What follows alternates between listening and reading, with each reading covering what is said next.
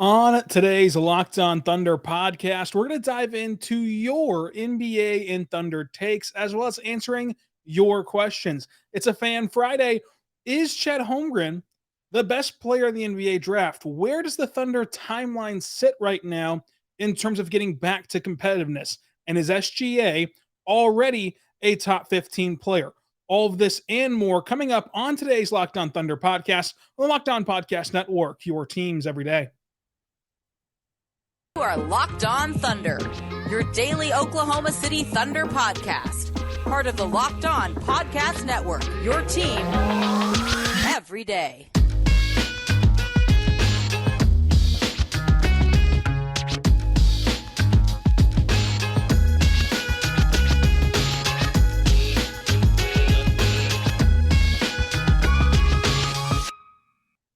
Let's get it going on the Locked On Thunder podcast, on the Locked On Podcast Network. It's your teams every day. Thank you for making Locked On Thunder your first listen every single morning, every single day. We're here for you talking Thunder basketball.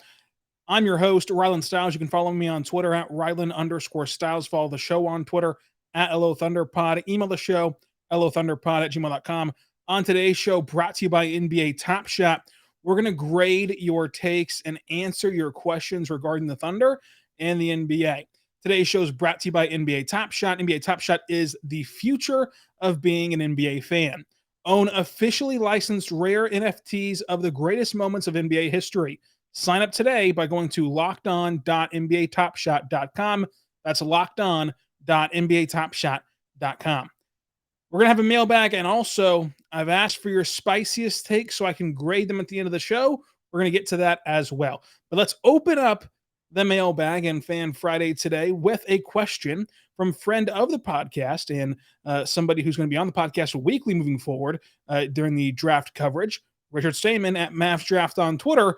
The biggest need for the Thunder in terms of role, what is that? What is the biggest need for the Thunder in terms of the role moving forward that they need to fill? This is a very, very interesting question. The easy answer, and one that you're probably screaming at your phone right now or whatever device you're using to listen to this podcast, is a big man, a center. Obviously, you have a roster that doesn't really have guys much taller than 6'9" on it right now, and that seems to be the glaring hole. However, I think that a player like Jabari Smith, who can knock down shots off ball and sit on the wing and knock down shots, and who Richard Stamen, our expert draft analysis host on the Locked On Podcast Network, compared to a Klay Thompson-like player, obviously. Not going to be Klay Thompson, a borderline top 75 player of all time. He's kind of annoyed himself as number 76, but still, he's right up there. I'm not going to say that Jabari Smith will be that, but I think that type of player that SGA can utilize in the drive and kick, that Josh Giddey can get going with his ability to facilitate the basketball, that type of role, just a knockdown shooter who can still create for himself, is what the Thunder need.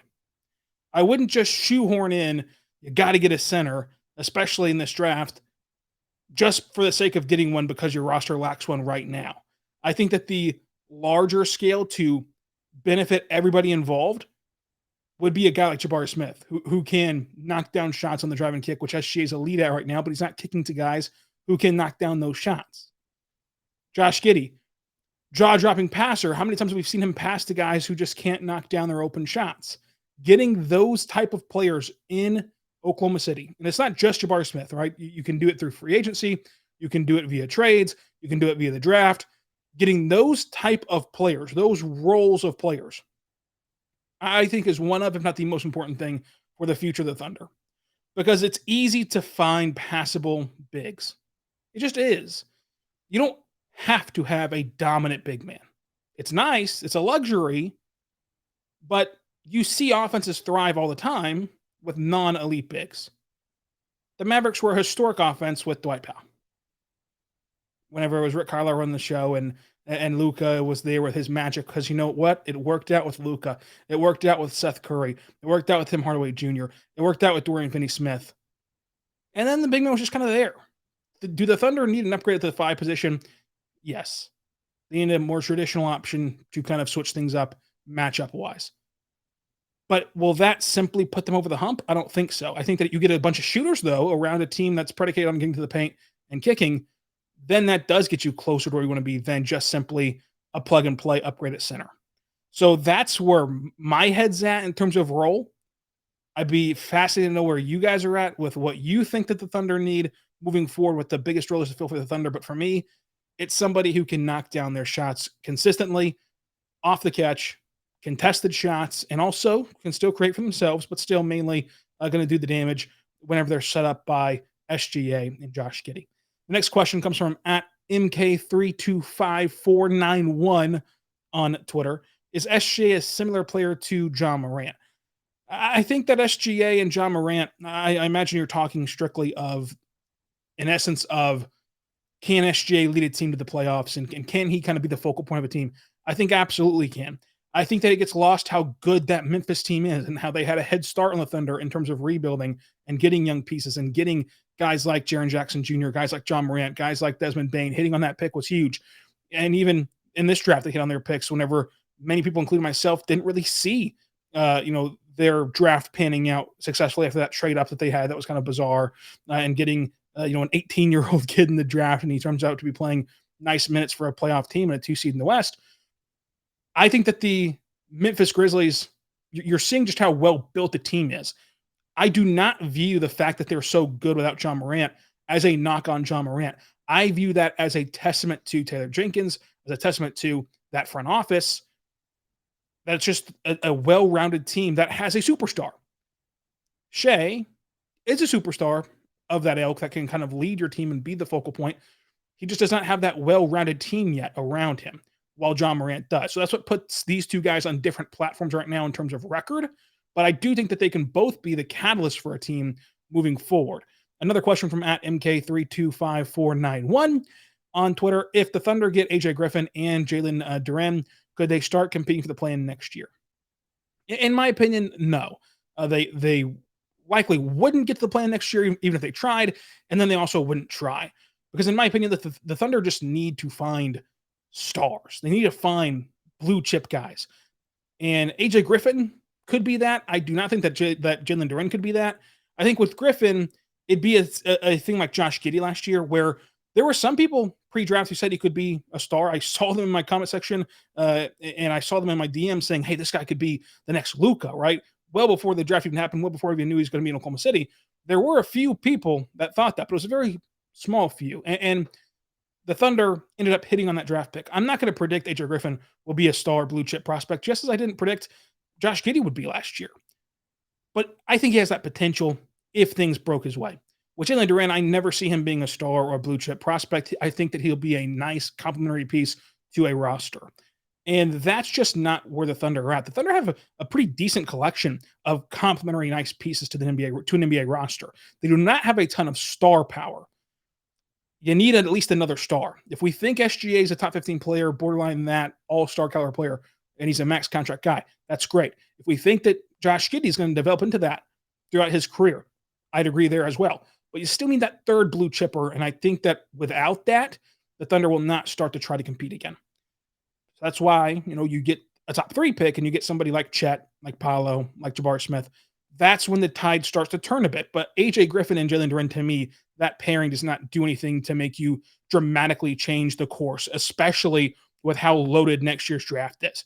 It just, to me, does not change what the Thunder philosophy would be at that point. We'll have more questions and your takes coming up on the Locked On Thunder podcast. But first, I want to tell you right now, my good friends over at BetOnline. BetOnline.net is the place you want to be as college basketball's tournament is finally upon us again. For the latest odds, contests, player props, BetOnline.net is your number one source for all your sports betting needs and info. BetOnline remains the best spot for all your sports scores, podcasts, and news this season. It's not just basketball. BetOnline has the continued sources for all your sports wagering information and needs, including live betting and Vegas casino games. So head over to the website today and even use your mobile device and learn more about the trends in action. BetOnline is where the game starts. Folks, it's that easy. You just simply go to your URL search bar and go to betonline.net, and then you can open up their sports book, and let's try to bet on some March Madness today. The Thunder still don't play. They have another off day. So let's watch some March Madness tonight. Let's put some money out to make things interesting. Let's go over to the NCAA slate. And you have this UNC game against UCLA. I'm going to put money on UNC and think that the Tar Heels are going to pull it off. They're 2-point underdogs. I think they're going to win outright. So let's, in fact, put some money on the UNC money line plus 120 and hope that the Tar Heels can win tonight against UCLA.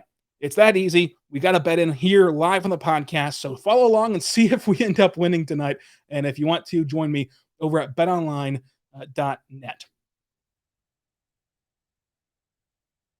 We are back on the Locked On Thunder Podcast, on the Locked On Podcast Network, your teams every day. Thank you for making Locked On Thunder your first listen every single day, every single morning.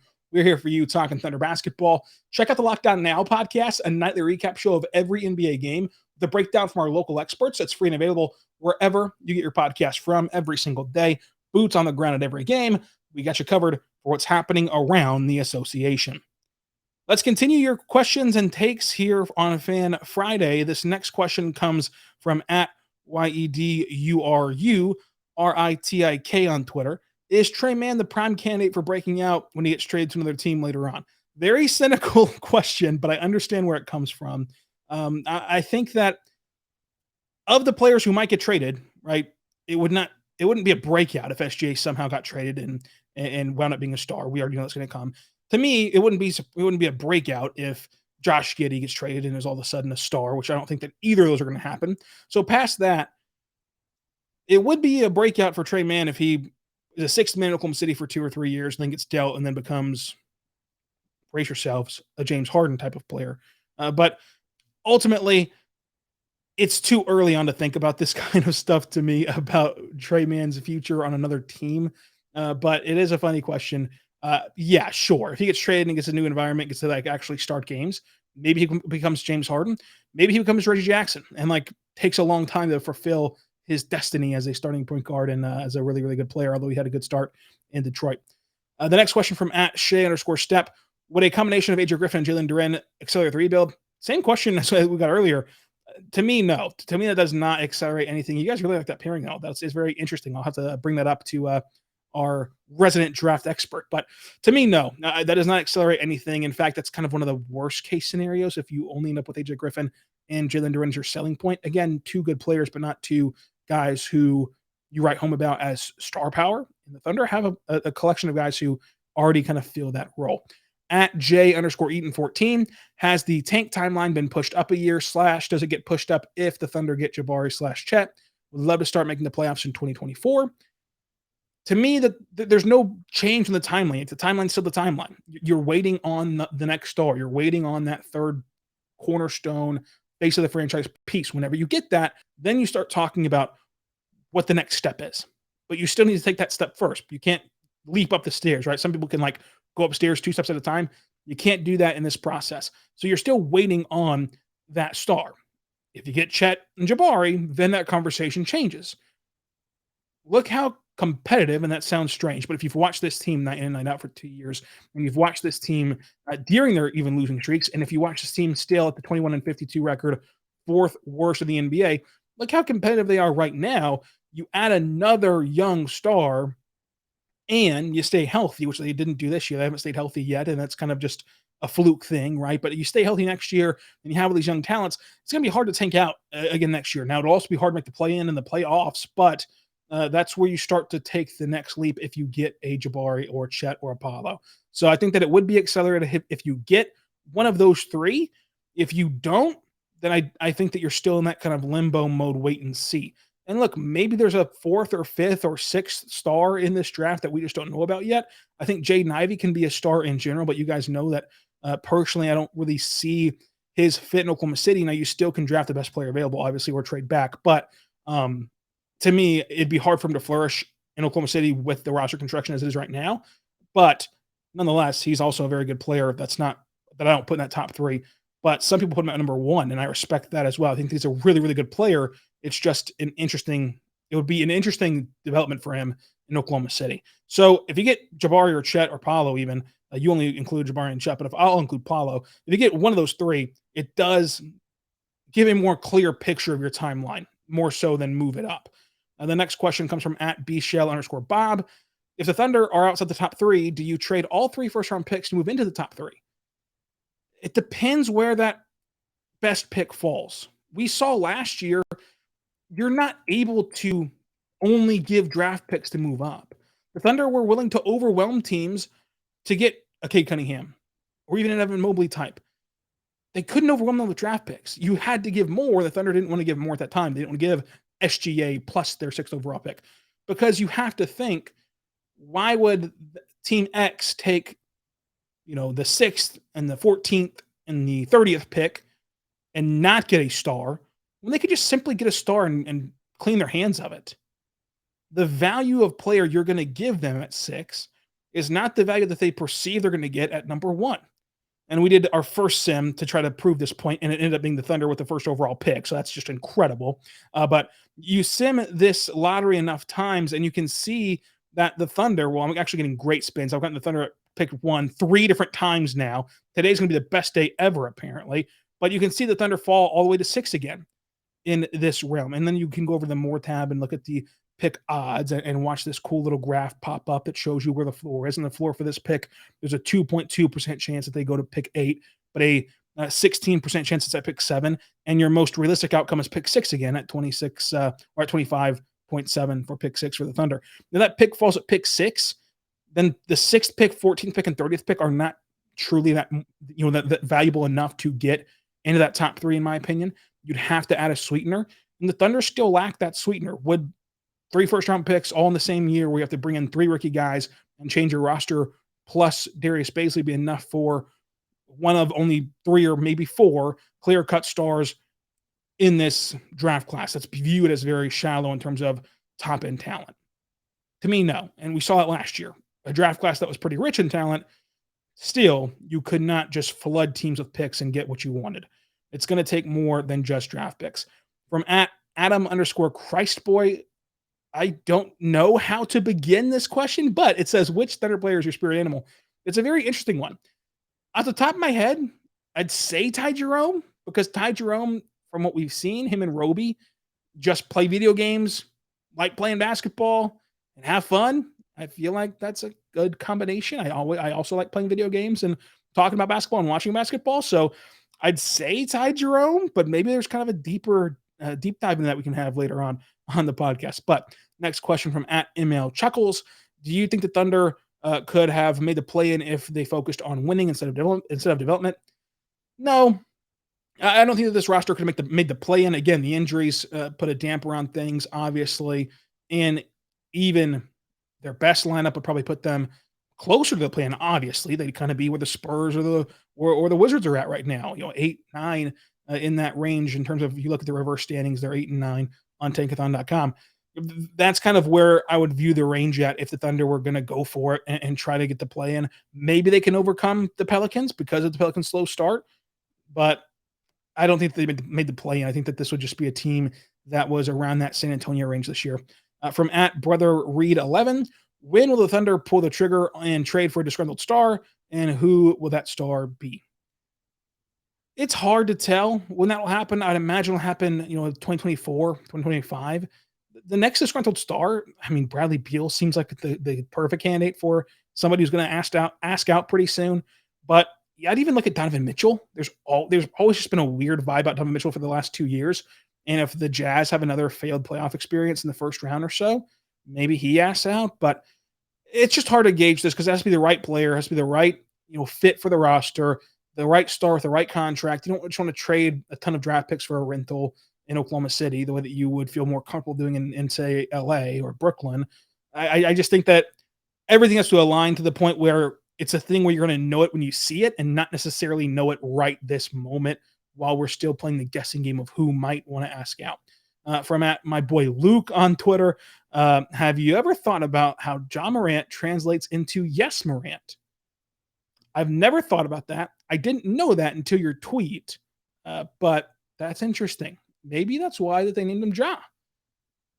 Yes, Morant is what Sean Coleman says every time he makes a play on Locked On Grizzlies. Go check that podcast out as well. Whenever we return, we're going to grade your takes. Like, is Lindy Water going to stick around long term? And is Chet the best player in this draft and better than Evan Mobley? Those are the takes we're going to be grading whenever we come back on the Lockdown Thunder podcast. But first, I want to tell you right now about our good friends over at NBA TopShot. Folks, NBA TopShot is the officially licensed NFT of the NBA. It connects you with a community of hundreds and thousands of NBA fans and the natural progression of fantasy sports, a way to upgrade your experience as an NBA fan.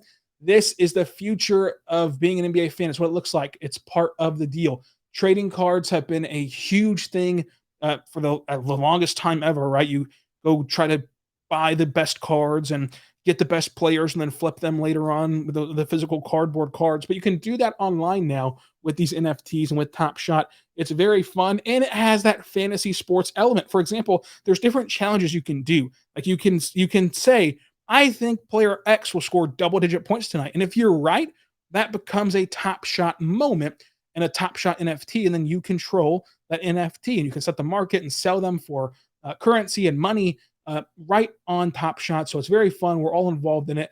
Investors include Michael Jordan and Kevin Durant, and there's also been stories of Kevin Durant reaching out to people on NBA TopShot and setting up phone calls and inventory checks. And TopShot does a great job of also supporting their fans and supporting people who invest in TopShot and flying them out to the NBA draft, which would be fun for Thunder fans, or the NBA Finals even, if you have certain collections of players from the teams in the finals. It's a lot of fun. It's a great community. Go check them out at NBA TopShot today. Folks, make sure that you go to NBA TopShot. It's the future of being an NBA fan. On officially licensed NFTs and the greatest moments of NBA history. Again, you can own for yourself officially licensed NFTs of the greatest moments in NBA history by signing up today at lockedon.nbatopshot.com. That's lockedon.nbatopshot.com. I want to tell you right now about our friends over at Built Bar. Folks, Built Bar is fantastic. It's incredible. It's where you want to be. It's a protein bar that tastes just like a candy bar. Go to BuiltBar.com. Use the promo code LOCK15. Get 15% off your next order. Every Built Bar has 100% chocolate on the outside of every single bar. They taste like a candy bar, but they are in fact a protein bar. It's fantastic. It's phenomenal. It's awesome. Most bars contain 130 calories, 4 grams of sugar, 4 grams of net carbs, and 17 grams of protein, which is way better for you than a candy bar, which is about 240 calories, 30 grams of sugar, and dozens of net carbs. My favorite part about Built Bar is that they make making the right decision easy, pre-workout or post-workout or even as a meal replacement or a snack, because they have so many different options. Doing the right thing, making the healthy choice never feels repetitive or old, because you can bounce from a mint brownie bar to a coconut almond bar to a peanut butter brownie bar, and my personal favorite, cookies and cream and white chocolate cookies and cream. You can go check those out as well at built.com. Promo code LOCK15, 15% off your next order. Built.com, promo code LOCK15, 15% off of your next order. Thank you for making Locked On Thunder your first listen every single morning, every single day. We're here for you, talking Thunder basketball. For your second listen, go check out the Locked On NBA podcast, a recap show every night, Monday through Friday, of the best things that happen around the association in 30 minutes or less, recapping every game, every transaction, everything. Is free and available wherever you get your podcast from, including on YouTube at Locked On NBA, as is Locked On Thunder. Every episode is free and available across all platforms, including YouTube. So make sure you check us out there as well. Let's continue on, and this time we're going to grade your takes. If you've been around the podcast a long time, you remember we had the Spice-O-meter, grading your hot takes with a pepper scale. We're going to do a little bit of that in this episode as well. The first take comes from @EvanETN. Lindy Waters is going to stick around and sign a long-term deal next summer after his two-year, two-way deal is over. I like this take. I would say that I lean towards agree. Obviously, it's incredibly hard to predict what the future holds for the NBA in general, much less for two-way guys. But Lindy Waters has a legitimate NBA trait, a legitimate NBA skill, and an elite one at that with his shooting ability. The Thunder have a very good track record of developing defense and getting you passable on that end of the floor, if not, great. Look at the progression from Baisley defensively, SGA defensively. Of course, Lu Dort's one of the best defenders in the NBA, but he kind of came in with that trait. But still, you look at that, and with Lindy Waters, all the Thunder has to do is get him to play passable NBA defense for him to be a rotational piece. I know he's getting a ton of minutes right now, 20 minutes, whatever it is right now. But really, He's an eighth to ninth man that comes in and sparks your offense whenever you get into these little lulls throughout a 82-game schedule. And if he can play passable defense, he can play in those playoff games where the game shifts to a half-court setting and your offense struggles a bit with the second unit, and he gives you a new look that maybe the other team needs to counteract, and hasn't really game planned for quite yet. So I think that Lindy Waters has a ton of reasons to stick around in the NBA and with the Thunder. So I'd agree with this take that he will be here long-term after the two-way deal, and that the sign of the Thunder being invested in him is that they gave him a 2-year two-way deal. At J_Eaton, Shea is already a top 15 talent in the NBA. This post-All-Star break stretch is not just a hot streak. It is who SGA is. I'd agree with that as well. I think that SGA has all the tools and talents, and he's an elite 3-level scorer, and he's shown some nice defense in the second half also. It's not really talked about too much, but obviously gets into some foul trouble on that end of the floor. Nonetheless, though, I've liked what we've seen from Shea in the second half of the season after the All-Star break, after there's injury. I think that he is a top 15 talent in the NBA, and that's just up to the Thunder now to build around him as they have him on that 5-year max with no opt-outs, and they kind of control his NBA future. At _CL12_, Paolo is closer to Tatum than Julius Randle. I think that this is a slam dunk take. I think to me, this is a pretty obvious take. I think that you're incredibly right about this. I think that Paolo Banchero is way closer to Jason Tatum than Julius Randle. Again, I don't think that that's you calling him Jason Tatum, and I know that I'm not calling him Jason Tatum, who's scoring 50-point games with ease right now for Boston. But in terms of play style, I totally agree that he's much closer to the play style of Tatum than to Julius Randle. From at Weirdboy Goblin on Twitter, Jabari Smith is an X factor in OKC if they draft him. I totally agree. Reference the top of the show. And then also from at Weirdboy Goblin, Darius Bazley will average a double-double next year. Man, you must have listened to my bold predictions for last year's podcast. Remember, I said the very same thing about last year's version of Darius Bazley, to average a double-double. He has the potential to. He's an elite rebounder. And, of course, we've seen him score better since the calendar year turned, really, in Oklahoma City this year. So maybe we'll see what the future holds for Bazley. It's still a hot take, I think, for many, but he has the potential to. From at OKC United, Chet Holmgren's the best player in this draft, and it's not really close. Now, I wouldn't begrudge you if you said he's the best player in this draft. What I do argue with is that I do think it's close. I think that anyone can have any combination of Chet, Paolo, and Jabari, and I wouldn't bat an eye. I've even seen some have Jaden Ivey at 1, and that to me, I have Ivey as a clear 4, but even that is not just outright laughable. So I do think it is a close race. But if you have Chet at 1, I have Jabari at 1, I think you can flip-flop those two with ease. So I do think it's close, but I do not begrudge you saying he's the best player in the draft. The next one and the final one, we're going to end on a bang here. This take is from at Thunder Reboot on Twitter. Chet will be better than Evan Mobley. Whew, that is a take. That is an absolute take. I love Evan Mobley, what we've seen from him in Cleveland this year. Ask at Mavs Draft on Twitter. He's Kevin Durant. We'll see what Evan Mobley can become. Man, that's a tough one. Right now, I'd have to give that a 5 on the 1 to 5 pepper scale in a hot take category. But again, it's like we have to see what he becomes body-wise and how he adjusts the NBA speed and strength. And we have to see so many variables that it's not going to be like rookie Chet. I don't think will be as good as rookie Mobley. But would it just stun people if 5 years from now Chet's better?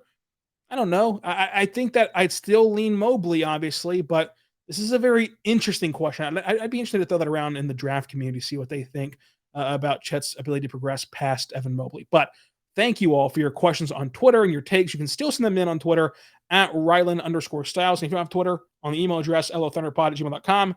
And so thank you for listening. We're going to be back on Monday to recap the Nuggets game, and we have a full jam-packed week on Locked On Thunder. We're going to have that Nuggets recap, another game recap Tuesday for the Monday game. And then Wednesday, our good friend Richard Stamen will recap all of that happens in the Sweet 16 for the NCAA tournament.